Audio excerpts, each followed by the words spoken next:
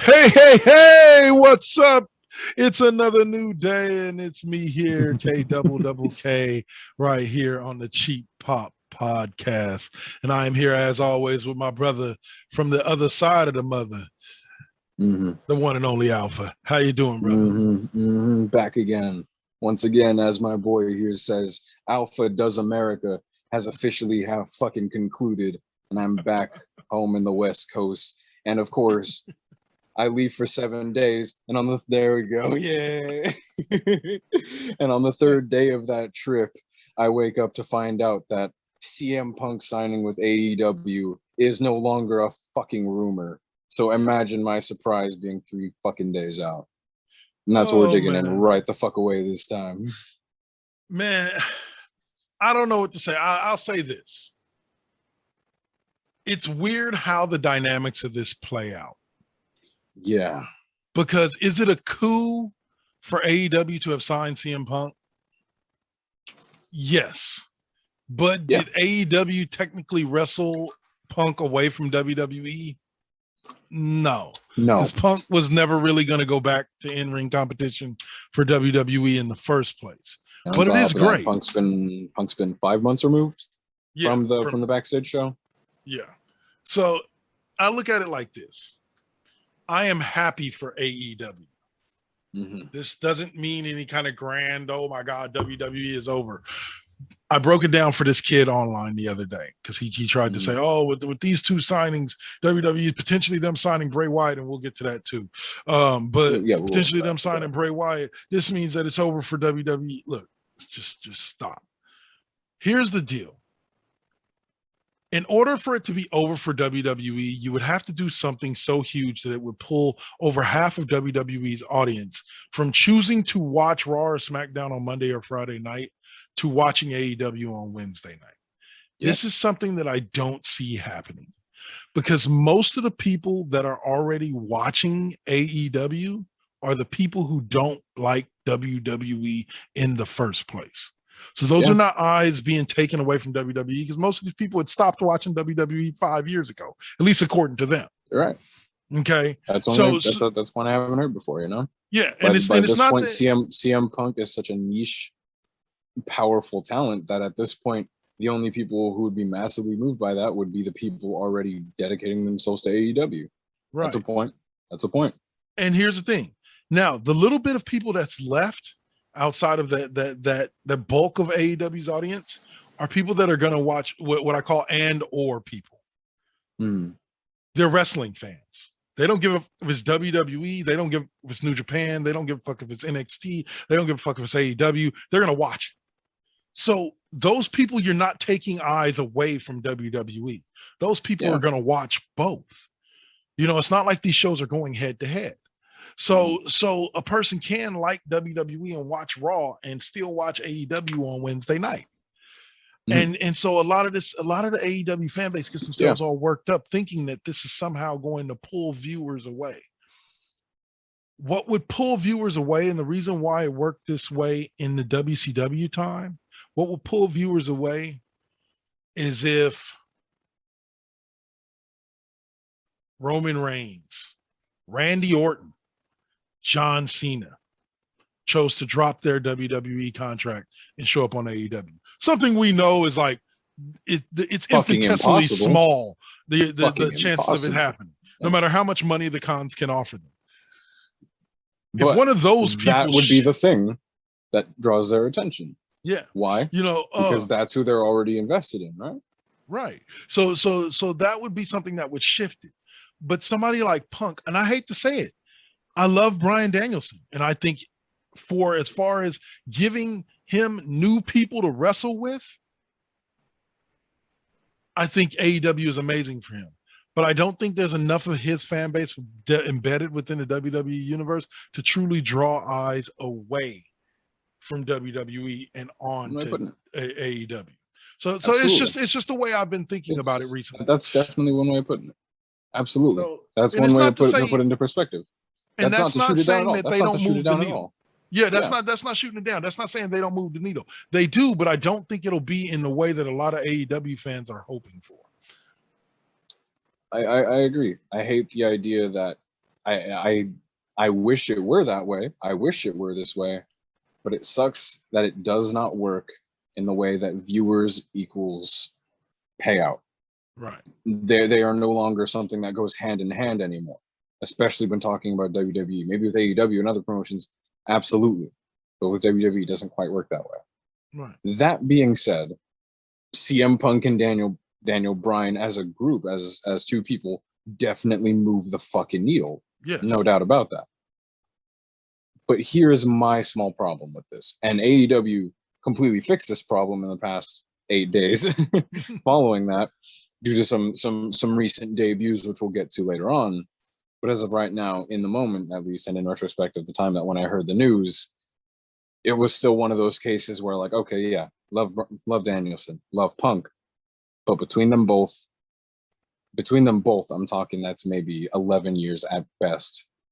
That's the mileage you get out of those guys' career anymore at this point. Yeah. Not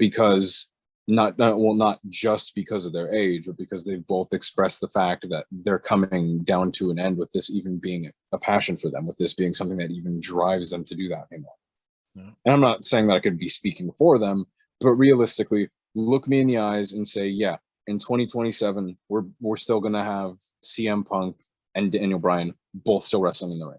You can't look me in the eyes and say that, because it's not feasible at the way things are at right now. And so, it is one of those cases where I was just sitting like, all right, we got to sign more people that are going to stop carrying AEW for the next 6 years. And we need people that are going to be carrying it for the next 15. Mm-hmm. But like, still in retrospect, this moves the fucking needle. If there was ever a time to start watching AEW, it's now. Yeah. Even just to see where any of this goes. Now, I think the AEW will see a boost in viewership, because there are some casual fans. I think where a lot of the AEW hardcores go wrong is thinking that it's somehow going to take away from the people that normally watch WWE. But at the end of the day, do they move the needle? Oh, fuck yeah, they do. Just like the potential signing of Bray Wyatt, even though I don't know if he's going to end up landing there, because word has it he had just been cleared by medical doctors to get back in the ring again when WWE released him. So, he may be a Zelina Vega type situation where it looks like he's bouncing and he may end up in AEW, but most likely he'll end up re-signing and showing back up in WWE, possibly even as the Fiend. We'll see though. We'll see. Yeah. I wouldn't mind seeing Bray Wyndham Rotunda show up in AEW because there's some matchups there. Absolutely. And watching Fyter Fest earlier today, and I'll bring this up for a quick couple minute segment, small segment. When I say it reminds me less of the Attitude Era, which is the most common comparison I hear, and it reminds me more of Impact when it first hit Spike TV. Yeah. Presentation wise, the type of guys that they have there, the type of crowds that they have, it reminds me of Impact very, very early on, back when Joe and AJ and Frankie Kazarian and Christopher Daniels were the top 04, 05 TNA. Yeah. Like that. It reminds me of that. And I don't say that as an insult. Like, oh no, they're gonna 15 years from now, they're gonna be exactly where TNA is. No, it's not that. It's just the feel of it. It's just the vibe. Yeah, the vibe that they put off, because we're not going to get the Attitude Era again, folks. Just let it go. It doesn't matter what AEW does. There is no Attitude Era. That's time has come and gone, and it's in the past. But what you can get is another wrestling company that draws excitement out of a different portion of the wrestling community than the WWE portion of it. Absolutely. And I think that's what we finally have. We have a company that is making the right moves. Now, and just making an alternative. Yeah. They got to stop. As much as people don't want to believe it, I've mentioned this multiple times on this show before. Daddy's money runs out at some point. Okay, Daddy's money is not an empty pit. Everybody's like, oh, but the cons are worth $7 billion. Yeah, and about 6.5 billion. So was Ted Turner. Yeah. So was Ted Turner. Well, a lot of them forget that 6.5 billion of that is tied up in the football team and the soccer team. Like it's not liquid money. They're not worth $7 billion liquid. They're worth $7 billion with all their assets. Nowhere. Right. So, and trust me, even if they were worth $7 billion cash, Daddy Khan is not going to let his son spend $7 billion on a wrestling company just to keep it alive for a few years. No, the money train stops at some point. So at what point does he, unless these WWE guys are coming to him, or not XW, but these wrestlers, these top tier wrestlers are coming to him at discount prices because they just want to stick it to WWE, or they just really want to wrestle. Yeah.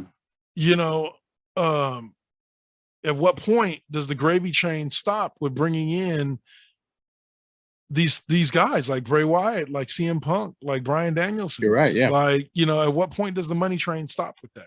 Because we all know it's been publicly put out there. I love AEW to death, but at this point in time, due to their ventures of trying to dig into the video game market, they are not running in the black. They are not making a profit right now. So can they, you know, at what point does Daddy go, whoa, hold it, I'm not giving you my money to throw into, I'm not giving you this money to throw into a money pit. So but but yeah, like, it's just interesting because, like you said, with the recent releasing of a lot of decent or above average WWE stars, Braun Strowman, Bray Wyatt, you already had Bryan Danielson snapped up by AEW. You got Bronson Reed was just recently released, unfortunately. That hurt my feelings. Man. You know, like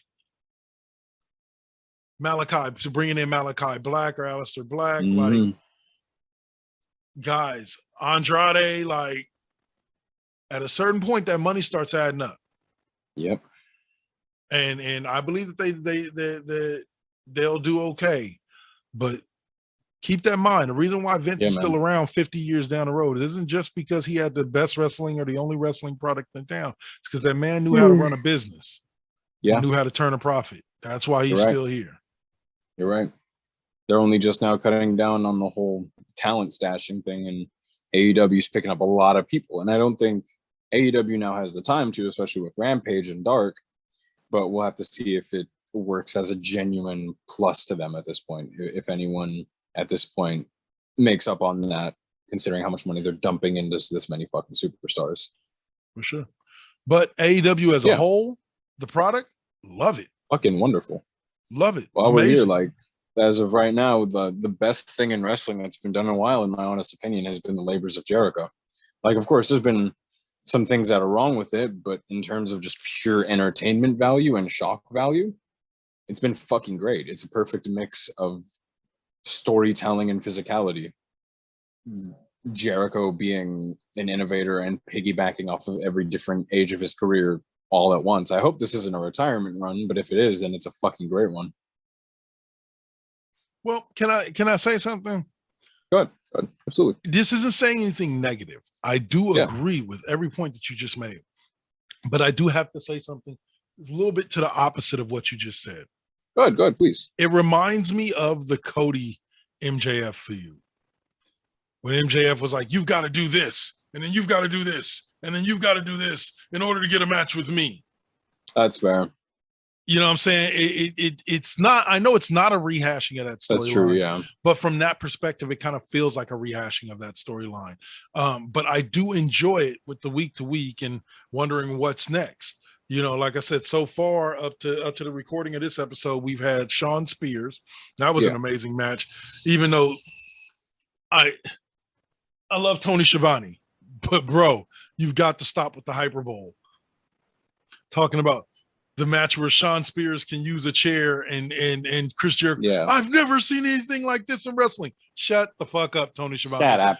Like this match has been done like 15 times over. Fucking a million times before, man. Before like the fucking 80s rolled around. Like, stop. And you exactly. I was like, you've been around long enough that you've seen this a few times. Stop it. Yeah. But it made for a great match. You know, it's really pushing Jericho over that babyface line that we all know he doesn't need much of a pushing to get past. You know, and then bringing back the Painkiller for the match with Nick Gage. Was fucking awesome. Yeah, like, obviously, fucking like, awesome. As you would imagine, me being a deathmatch mark and a New Japan mark was fucking explosive for my ass. But of course, we had the one of the best things that's ever happened in all of wrestling. Now at this point, the now famous, I don't care what anybody says, you cannot reprimand him for this because it is not his fault. Him using Nick Gage using his trademark pizza cutter to bust open Jericho hard style, and then immediately followed up by a Domino's pizza ad immediately beginning with a pizza cutter. It's poetic. It's fucking art imitates life, baby. It's Oh man, very much a great spot. It caused a little controversy, got AEW a little buzz. I did enjoy that. Yeah. And Zack Ryder, who most recently just beat Nick Gage for the GCW World Championship and started a fucking mob doing it.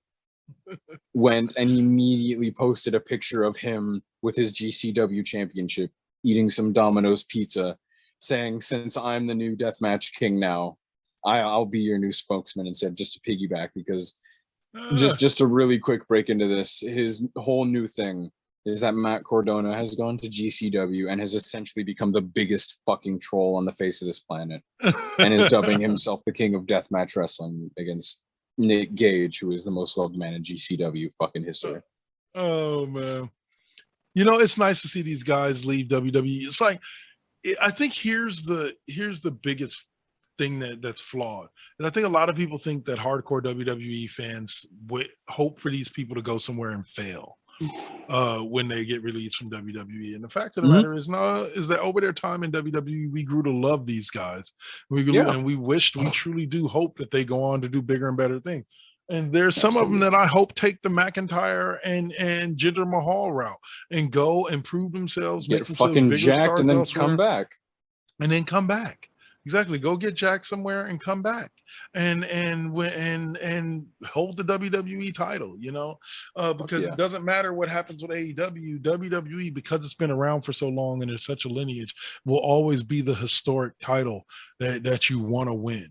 Like, of course, you could go back to the territory days. You can go back beyond WWE and talk the NWA heavyweight championship, and that one really has a lineage that goes back a lot further than the WWE. But I would say, if you had to rate the first and second most prestigious titles in all of wrestling, you would have to go to WWE Championship, and then the NWA heavyweight championship, and then the WWE Championship. Yeah. And if you're a truly respectful fan of wrestling, you'd have it in that kind of one and two, whichever order you want to put them in for your basic preference. But those two titles should be on your list of most prestigious in all of wrestling. And the reason for it is there's such a heavy lineage to both of those titles, dating back to the 80s for WWE and dating back to the 60s with the NWA championship. I want to say back further than even that. I was going to say both were a little bit earlier, if I'm not mistaken, and NWA was like 40s or 50s, one or the other. Okay. But I know Bruno Sammartino in the WWF was the 60s or 50s. Right. And Okay. And NWA is like almost either a decade or a little younger than a decade older. So we're talking about 60 and 70-year-old championships here. Yep, 60 and 70-year-old championships. Either way. Got to respect them. Absolutely. Capture one of those, Kenny Omega, and then I'll call you the belt collector. Till then, brother, keep dreaming. That's funny.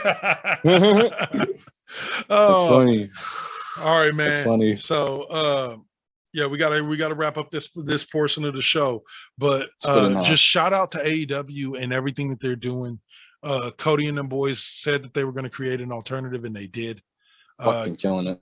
No disrespect to them on any level for any of the criticism that I throw their way, but they are proving that there's more room for more talent in the top tier of wrestling. So even though like this WWE's on this part of the tier and AEW's on this part of the tier, but they're on the tier. They're on the same tier. It's a reminder that we're both A, except you're A minus and I'm A plus. You see? All right, so let's take a break.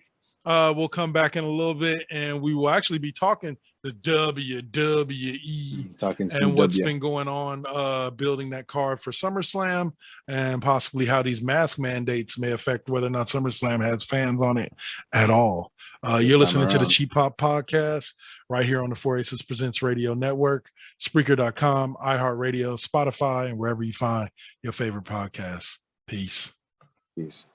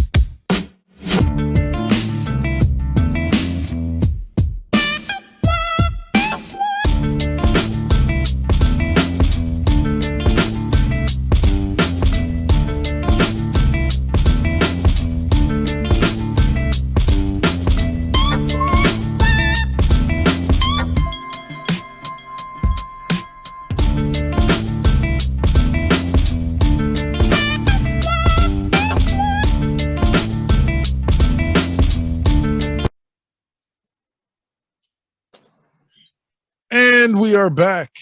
Yes, that pretty face you see in front of you is the one and only Double KK Double.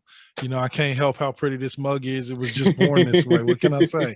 Can't hide it. And I'm here with my brother Alpha, and we're here to talk some WWE. What's up, Alpha?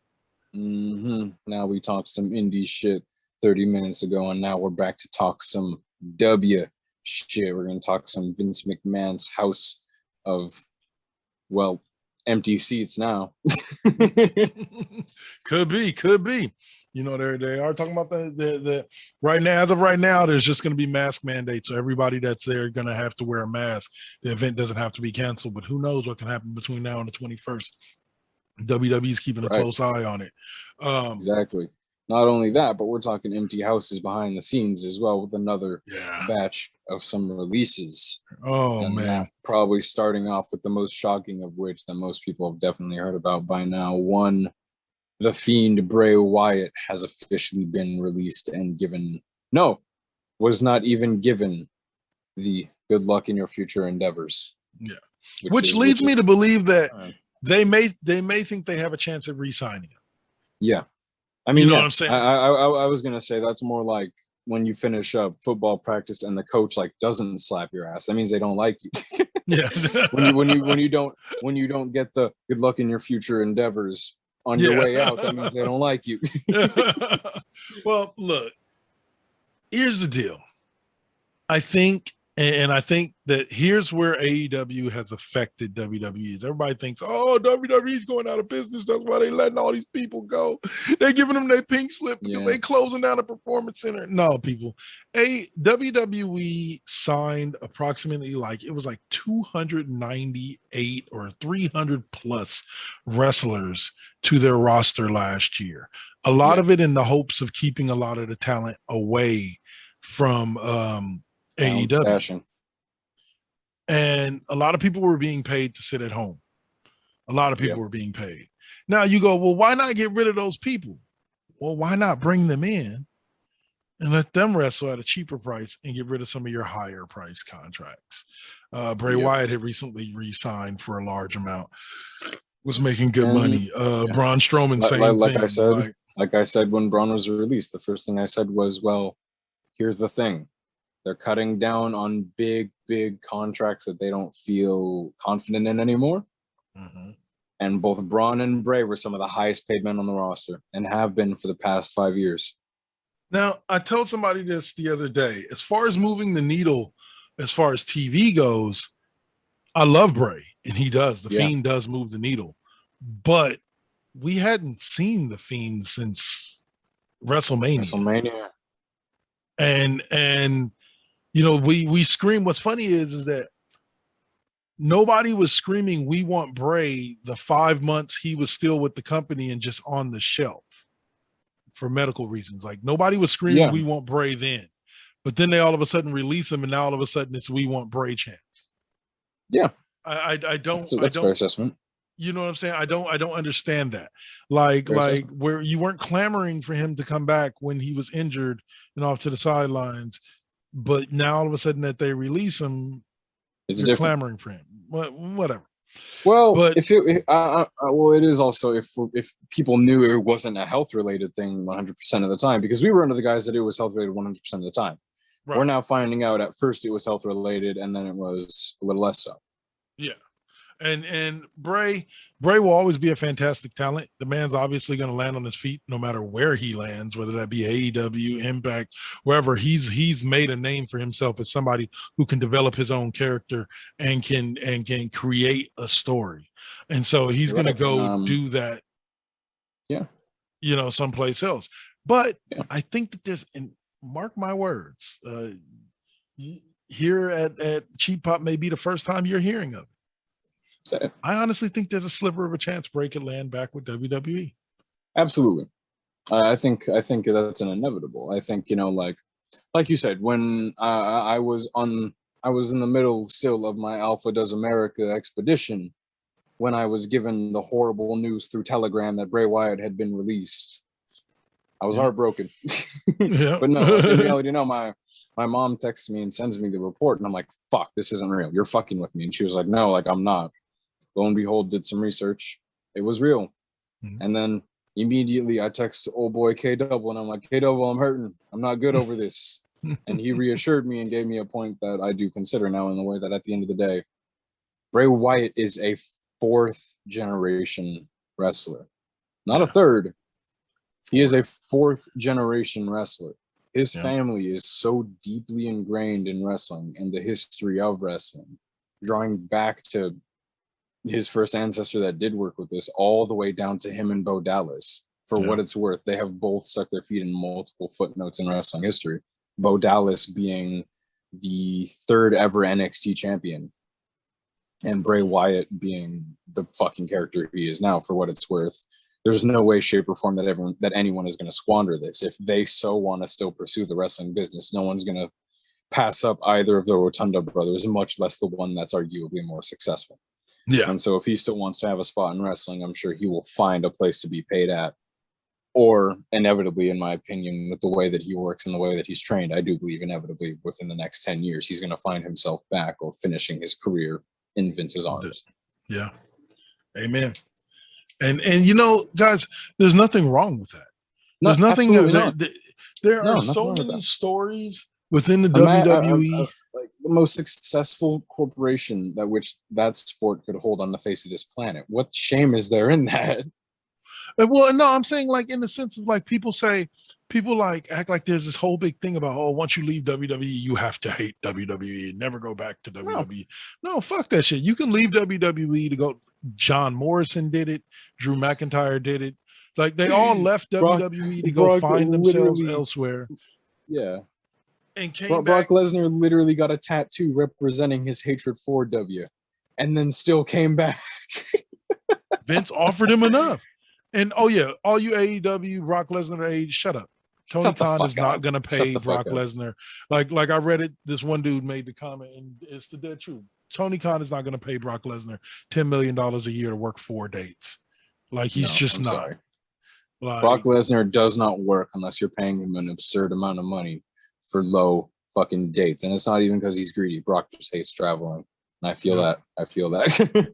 But so and he's a draw. Shout out real quick too, real fast. I don't know if you've seen the pictures. If you haven't, do me a favor and look up pictures of what Brock Lesnar currently looks like, because that motherfucker has a top knot ponytail and a full grown like 4-inch goatee. And the picture of him most recent is in that look with a fucking like big wide brim black cowboy hat. It looks baller as shit, man. Fucking Lesnar's on his drip set, bro. It's fucking wonderful. It's great. Brock needs to bring that character to WWE. The country cowboy character. When he came out and he started dancing with the fucking Money in the Bank. Yeah, that, but with this. Thanks. Brock Lesnar. Yeah, baby. Yeah. That's the gimmick I want. Gimme Jimmy Wang Yang, but Brock Lesnar. No shit, man. I tell you. But at the end of the day, WWE, despite all its flaws, is having some good content going on right now. I hate when people say everything that's going on over there is just garbage. Shut the fuck up. No, it's not.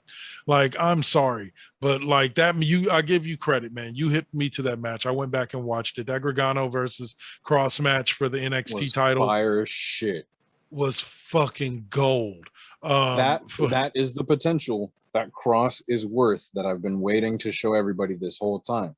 So I've seen him do matches like that, but they were all in like high school gyms. And no disrespect to that setting, but that's not a setting where things can be taped easily and recorded and passed around. And so I haven't been able to be like, hey bro, watch this Cross match here, watch this link, and it not be in like fucking 180p.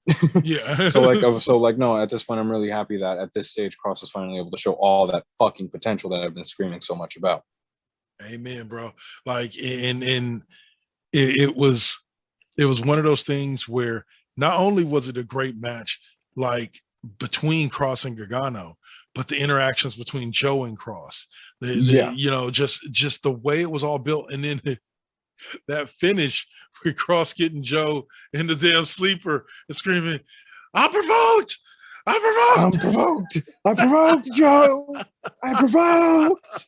The fucking best. That was the awesome. Best. Oh man. No, and then Joe Joe on NXT the next following episodes.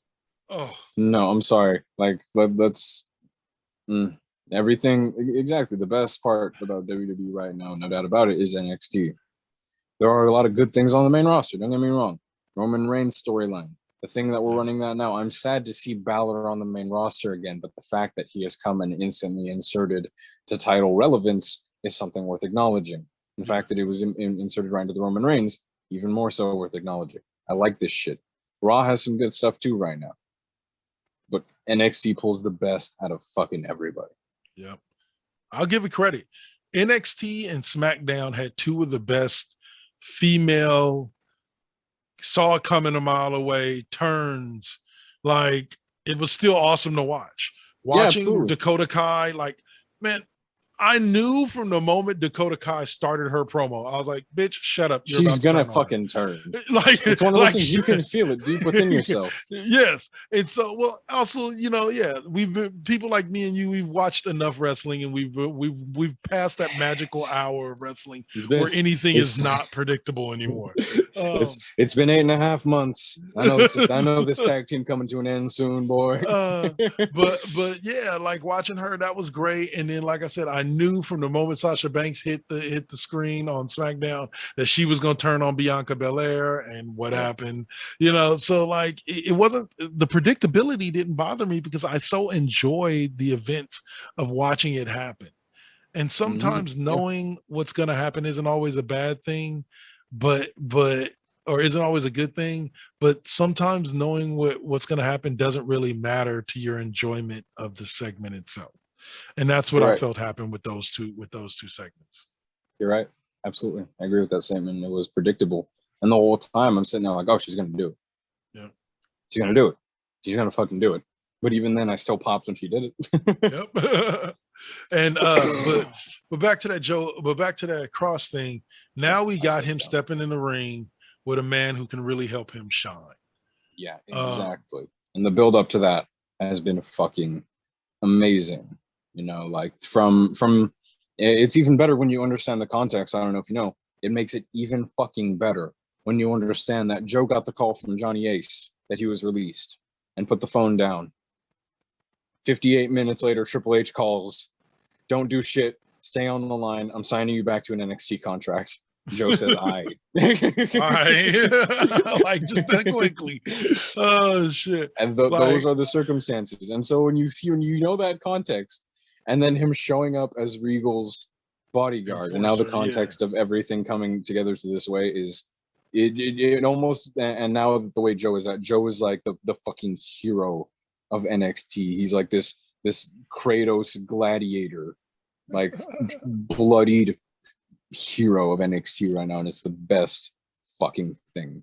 Like, this is how you build a face in wrestling. You don't give me 80s Boy Scouts. You give me Samoa Joe, I'm a good guy, and I'm coming for your head for all the right fucking reasons.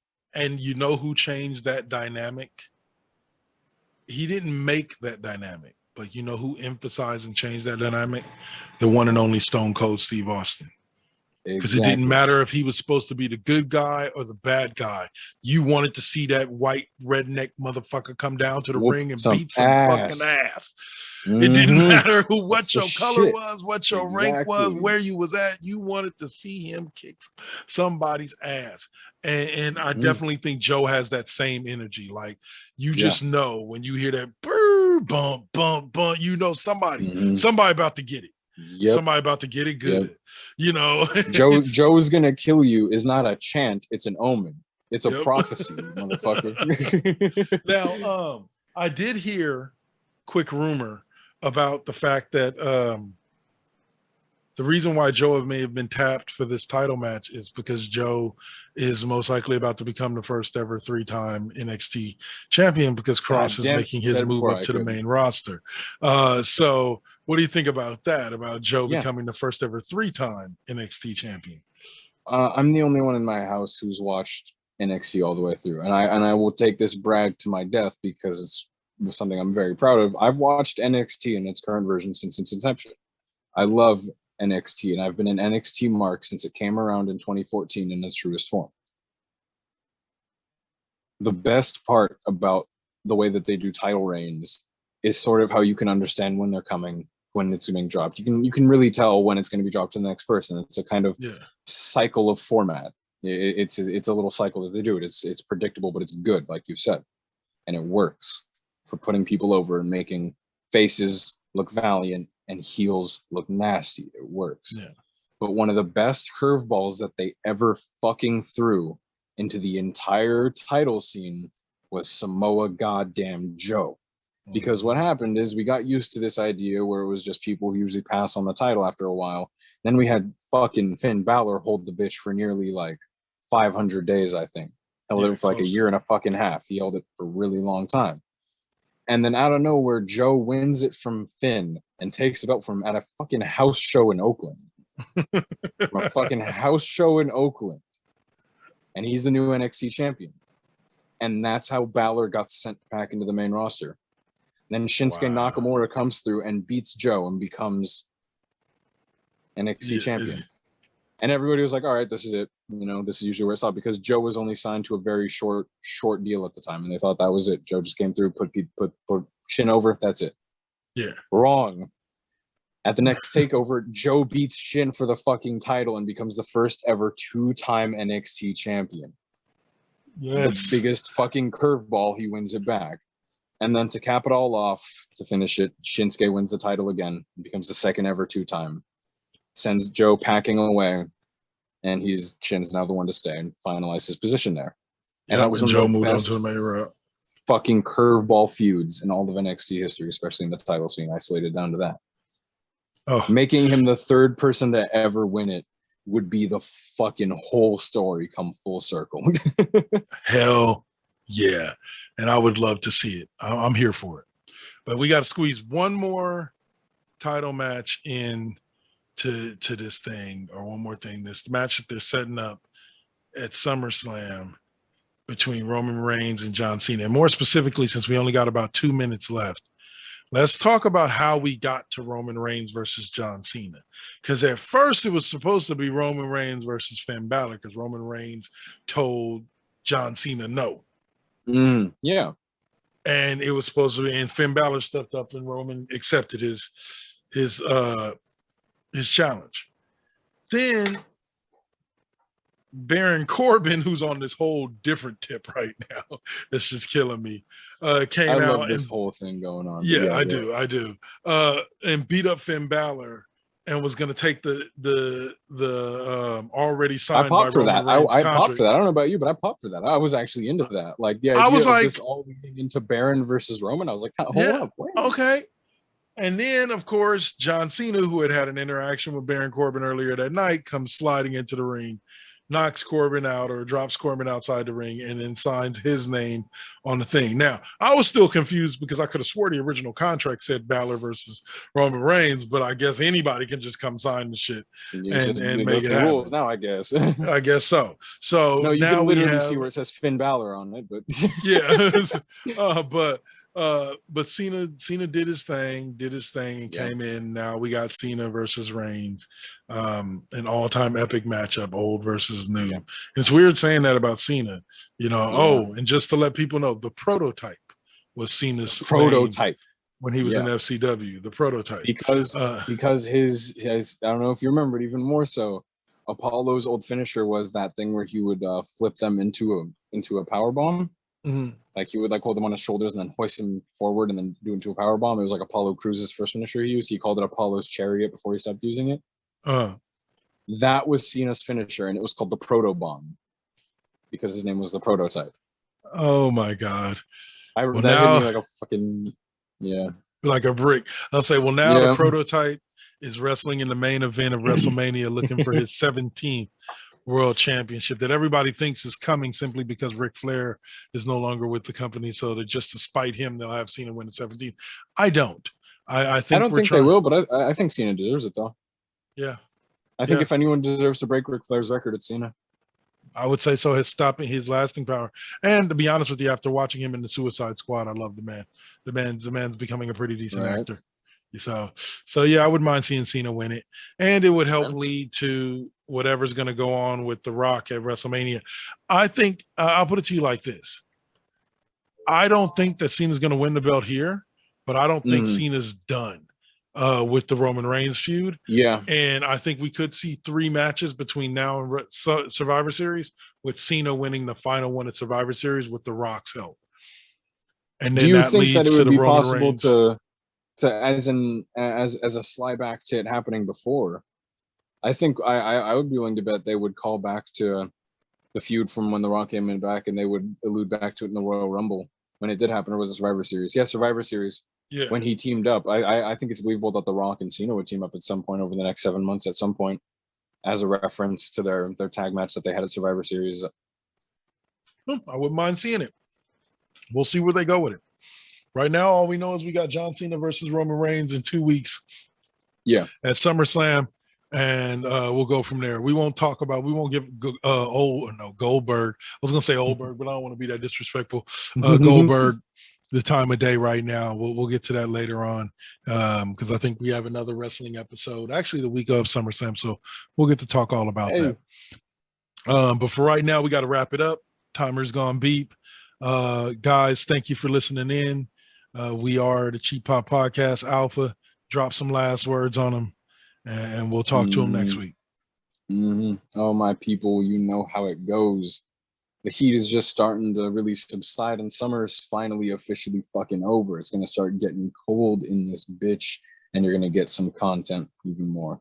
Be safe. We'll see you next time. Thanks for keeping around and watching. Peace. Peace.